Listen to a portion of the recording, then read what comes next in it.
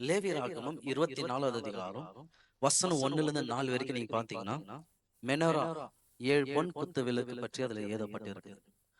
பழைய ஏற்பாட்டுல ஆசரிப்பின் கூடாரம்னு வந்து இருந்துச்சு. அது 3 பகுதியா இருந்துச்சு. பிரகாரம், பரிசுத்த ஸ்தலம், மகா பரிசுத்த ஸ்தலம். நடுவுல இருக்கிற பேரு தான் பிரகாரம். அந்த பிரகாரத்துக்குள்ள தான் ஆண்டவர் சொல்றாரு, 7 பொன் குத்த விளக்கு செய். அது எப்படி செய்யணும், எந்த மெஷர்மெண்ட்ல செய்யணும், அதெல்லாம் சொல்லிடுவாரு.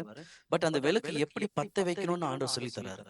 நடுவுல இருக்கிற விளக்கு, அதுல நீங்க அதுல பத்தி வச்சுதான் அதுல எரிகிற அந்த நெருப்பை எடுத்துதான் இந்த 3 விளக்கும், இந்த சைடுல இருக்கிற 3 விளக்கும் அதை பத்தி வைப்பாங்க.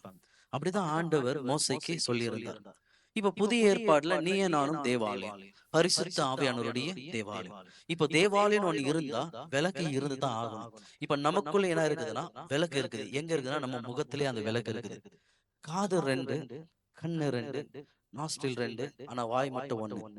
பழைய ஏற்பாடுல தேவாலயத்துக்குள்ள விளக்கு எப்படி எரிய வைக்க சொல்றாருன்னா, நடுவுல இருக்கிற விளக்கு எடுத்து அது கொளுத்திட்டு அதுல லைட்டா அப்படி கைட்டிட்டு அந்த விளக்குல எரிகிற அந்த நெருப்பு எடுத்து இந்த மூணும் நீங்க பத்த வைங்க. அப்பதான் அந்த இடம் பிரகாசிக்கும். உங்க வாழ்க்கை பிரகாசிக்கணும்னா உங்களுக்குள்ள இருக்கிற விளக்கு நீங்க பத்த வைக்கணும். எப்படின்னா, நடுவுல இருக்கிற விளக்கு அது வந்து ஷம்மாஷ் அப்படின்னு சொல்லுவாங்க. அதுதாங்க உங்களோட வாய். அதனாலதான் அப்போஸ்தலர் 2வது அதிகாரத்துல பெந்தெகோஸ்து நாளில பரிசுத்த ஆவியான பலத்தை காற்றோடி இறங்கினார். வசனம் தெளிவாய் சொல்லுது, எல்லாருமே புதிய பாஷைகளை, அந்நிய பாஷைகளை பேச தொடங்கினாங்க. இப்போ ஆவியானவர் என்ன செய்யறாருன்னா, நமக்குள்ள இருக்கிற அந்த விளக்க பத்த வைக்க பாக்குறாரு. அது யார் செய்யணும்னா, நாம் தான் அதை செய்யணும். எப்படி?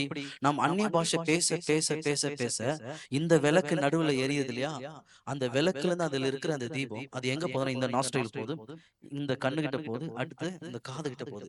அதே போல இந்த செயலியும் இந்த செயலியும் போகுது. அப்போ இந்த 7 விளக்கு எரிஞ்சிச்சுன்னா தேவனுடைய பிரசன்னம் அங்க இருக்கும். அதனாலதான் பழைய ஏற்பாடுல விளக்கு எரிஞ்சா அந்த ஆலயத்துக்குள்ள பிரசன்னம் இருக்கும். புதிய ஏற்பாடுல நீங்க தான் தேவாலயம், பரிசுத்த ஆவியானவருடைய தேவாலயம்.